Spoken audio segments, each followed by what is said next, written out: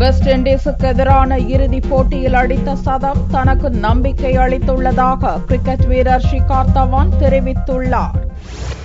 இந்திய west Indies cricket அணிகளிடையேயான இறுதி ஒருநாள் போட்டி கான்பூரில் நடந்தது. வெஸ்ட் இண்டீஸ் அணி முதலில் ஆடி 5 விக்கெட்டுக்கு 263 ரன்கள் அடிக்க, அடுத்து ஆடிய இந்திய அணி 46.1 ஓவரில் 5 விக்கெட்டுக்கு 266 ரன்கள் எடுத்து வெற்றி பெற்றது. 95 பந்துகளில் 20 பவுண்டரிகளுடன் 119 ரன்களை எடுத்து இந்திய அணியின் வெற்றிக்கு வலுவான அடித்தளம் அமைத்த துவக்க ஆட்டக்காரர் ஷிகர் தவான் ஆட்ட நாயகனாக தேர்வு செய்யப்பட்டார். இந்த சதம் தென்னாப்பிரிக்காவுக்கு எதிரான தொடரில் நல்ல முறையில் ஆட நம்பிக்கை தந்துள்ளதாக தவான் பெருமிதத்துடன் கூறினார்.